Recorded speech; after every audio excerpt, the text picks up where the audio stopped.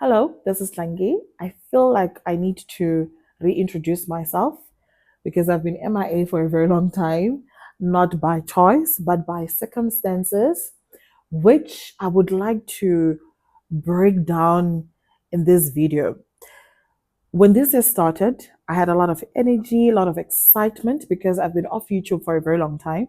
And I had told myself that this year is the year that I intentionally work on my procrastination and perfectionism. I think the greatest thing that really sets me back is my perfectionism, which also came into play again this year when I started being serious. So, around, I think I posted in Jan and Feb, I stopped there. March, April, May were the craziest months. Should I say in my entire life or what? But I feel like March, April, May 2025 have been the starting point of a whirlwind of a lot of emotions, a lot of forced unlearning. And I'm saying forced because sometimes we feel like we have mastered what we need to do. You've consumed a lot of content, videos that talk about motivation, self discipline, self mastery, and stuff like that. What we often do not comprehend, or maybe some people do, however, I feel like even if you still anticipate some resistance, we can never ever be certain of the amount of resistance that we're going to face. And sometimes that resistance finds us without the right uh, walls, the right strengths, the right mechanisms in place, the right systems in place that are going to enable us to fight the resistance in the direction that we want to go.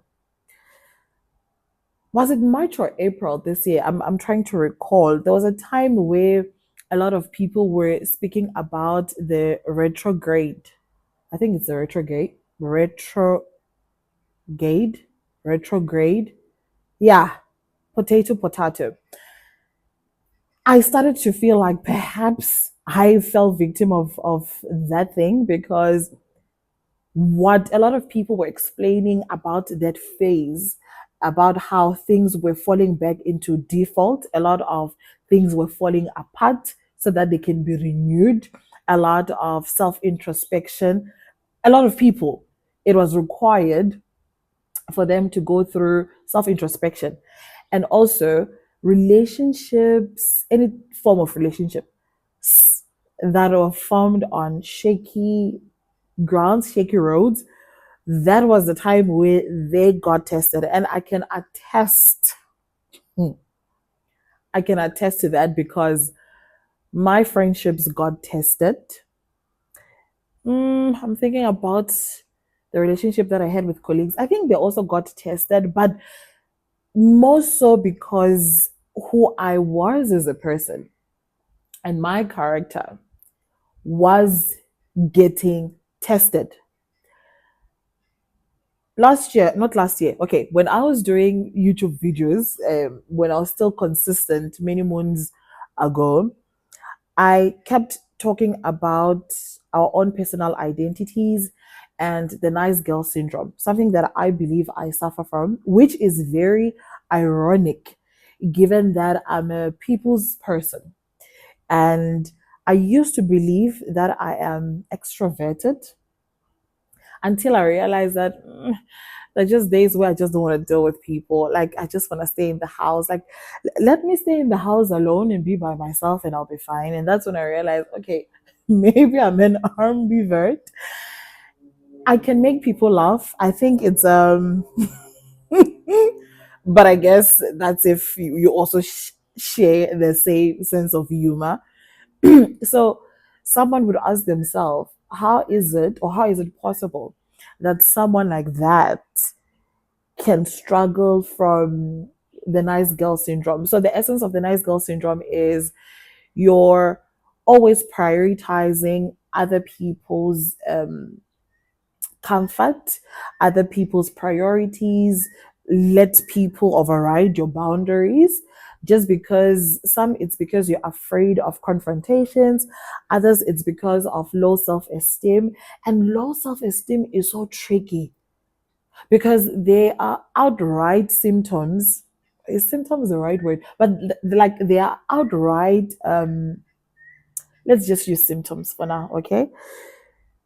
Tell all, tell tales. Hey, yeah, my English was also resting. But there are ways that you can easily identify someone that has low self esteem. But where it becomes tricky, where it is passive, it is where someone, like I mentioned earlier, is outgoing, outspoken, a people's person. It becomes contradictory that someone could suffer low self esteem, yet they are a people's person. Because one would assume, or one would think rather, that if you're struggling from low self esteem, then you tend to be shy, keep to yourself, and stuff like that. In those 3 months, March, April, May, there were oh my, I'm laughing because I'm reliving that time. But there were uncomfortable clashes with some of my friends that I was forced to remove myself and my feelings, and not in a bad way, because sometimes you might think that how you're perceiving a situation is the truth. Yet you're perceiving that situation from a wounded place, from a hurt place, or from a misinformed place. So it's always important, especially for relationships that we actually care about, it's always important to acknowledge how someone has made you feel. If you're feeling hurt, we cannot dispute it. At that particular moment, you're feeling hurt, all right? So you acknowledge that. And also acknowledge that two truths can exist at the same time. So this means, in as much as you are acknowledging how hurt you are, how devastated you are, your friend or the other person has their own beliefs or their own perception, and best believe they could equally be feeling hurt, distraught. And as much as there's your truth and the other person's truth, there's also the element of what is the actual truth. And the actual truth can be found by you removing yourself from your own feelings and trying to understand where the other person was coming from, or why did the other person perceive the situation, your words, your actions, the way that they did. I got to understand that it doesn't benefit us. I know that there's some people who they will never ever, never ever ever get into a confrontation. They'd rather delete and block, delete and block that person. But what I've realized is, if we are going to move like that, especially with people that you know that they've never ill treated you and stuff like that, if we are just going to block and delete, we might end up not having friends. And I know someone out there is busy saying there is nothing wrong with that. I was saying the same thing when I was having the clashes with my friends, because I was like, I don't mind being by myself. If anything, I enjoy solitude. Is it solitude? Yeah, but I enjoy being by myself. So you end up realizing that, you know what, this is tricky because I'll end up not having a community, and we need a community. And a community doesn't mean 5 or 10 people, but at least let there be 3 people that you know you can run to, 3 people that you know you can count on. When I was going through a the turmoil of emotions, of enlightenment, of elevation, there is one friend who, you know what,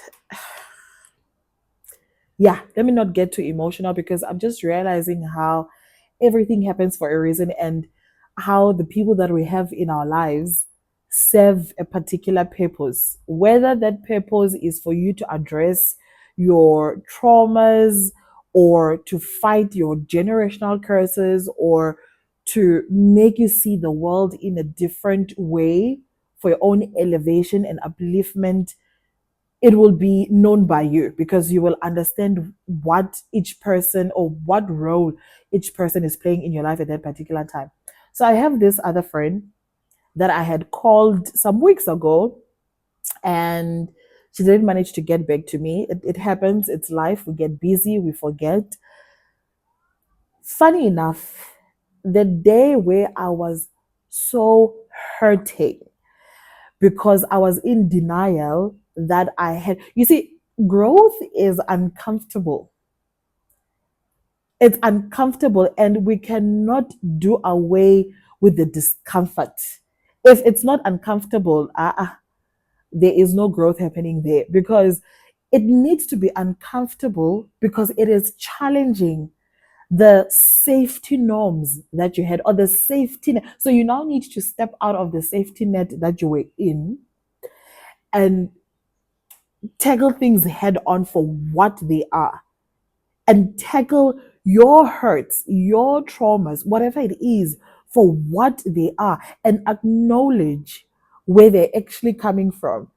Some of us, we don't want to do it because the hurt comes from our parents. The hurt comes from our loved ones.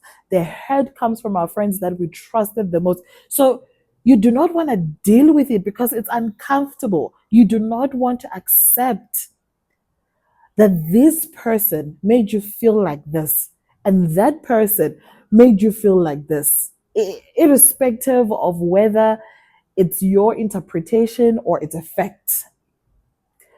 But what is always important is for us to address things for what they are so that when we move forward as better people, as better friends, as better mothers, as better partners, as better colleagues, or whatever the case might be. So this friend called me and I'm explaining to her how distraught I am and relaying the whole story and how I was ready to remove, block, and delete, control, alt, delete. Because I just didn't have the energy to fight. I felt like I didn't want to explain to the other person why I'm feeling the way that I'm feeling and what they did. And this is another big mistake. I think the enemy works like this. You know, the enemy plants it in your head that no, you don't need them. You don't need them. Remove them. But that is a tactic for the enemy to easily get you when you're now vulnerable and there's no one to run to. There's no one to hold your hand because you'll be alone. So always be careful of those thoughts, the thoughts that tell you you don't need them.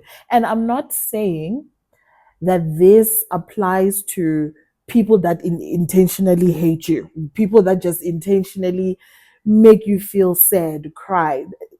Those ones, those ones are a different breed, okay? Sent by the devil himself. But I'm referring to the people that you know you've had good relationships with, and now it came a time where now you're clashing over something, there's a big misunderstanding.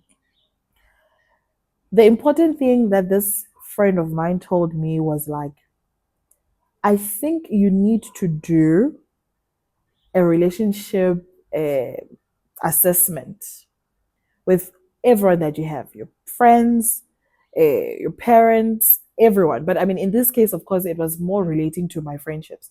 And she was saying, you need to do a friendship audit for you to know if it's worth it to do your control alt delete. You need to do a friendship audit and you need to ask yourself about this person's character before you had the clash, before you had this big misunderstanding. You cannot use this big misunderstanding to define the friendship, whereas the person has been supportive, loving, caring, kind towards you all these other times. And also, it's life.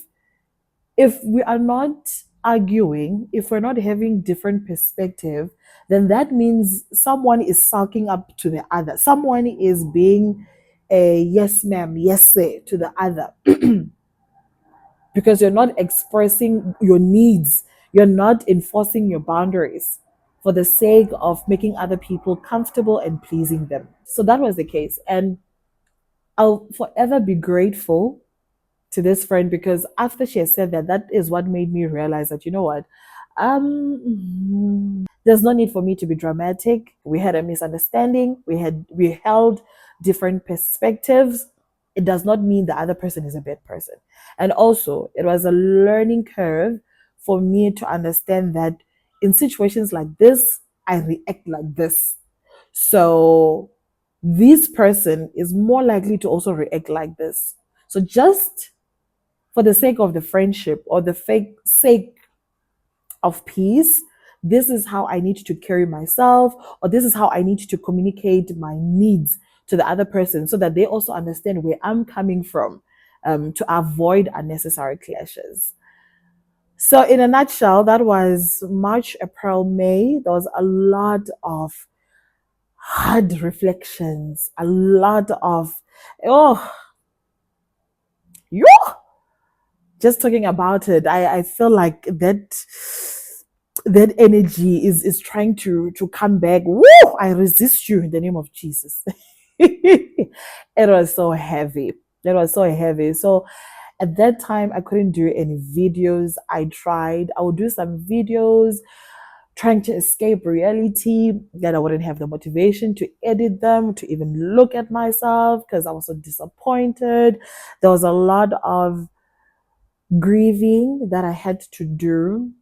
And the grieving was me grieving the Tlangi that I thought I knew, because she has now evolved. She has now matured. She now likes or loves different things. She now reasons differently. She now sees things differently. So I had to come to the realization that I need to let go. I need to shed off from that old shell so that I can move in God's alignment in the better version of myself. So I had to mourn the old me, let her go, and be content with people not understanding who I am now for the sake of me being elevated and being in alignment, with what God and where God needs me to be at this point in time of my life. So when I reintroduced myself, I had to in the beginning of this video because a lot has changed. I've learned that I need to tackle my perfectionism. But other days it's better. I am able to snap out of it. Like today, I snapped out of it. I managed to do a video. However, I know it's not going to be an easy fight. Perfectionism and procrastination, I know it's not going to be an easy fight. So I'm also going to ask you to bear with me. I'm also going to do my best to not be gone for a long time. At least there needs to be one video a week. At least there needs to be one video a week. So do look forward to that. I want my content to be centered around the things that make sense for me. And right now, what makes sense for me is me becoming Tlangi, that is not a nice girl, but a good girl. Me becoming Tlangi that does not suffer with procrastination and perfectionism. Me becoming Tlangi that seeks the kingdom of God first and trusts that all things shall be given unto me. And me becoming the joyful, I wanted to say crazy, but not crazy. What's the word I'm looking for? Yeah, I'll find the word. But just me becoming who I need to be. And most importantly, I'm passionate about skincare. I'm really passionate about skincare because beauty and how it's interpreted, it's one of the reasons that really suppress a lot of women, causes a lot of unnecessary depression because we don't feel loved, we don't feel beautiful enough. So when I started doing my skincare videos, this was the reason for women to realize that you don't need to wear makeup. In as much as I love doing makeup, yeah, I'm now on a different wavelength. And not that there's anything wrong with those that put it on, but for me, it's, yeah, I no longer require it, and it has been so freeing. So that's the kind of content that I'll be doing: skincare, the bare minimum, fundamental stuff, what you need in a skincare routine, and also taking you through my journey of me becoming a good girl, not a nice girl. Do take care and keep well. I'll definitely see you in the next one. There's a saying I always love saying in all my videos, and that is, be kinder to yourself. You're doing much better than you think you are. So take that, believe that, stay with that, and embrace that. I'll see you in the next one. Bye.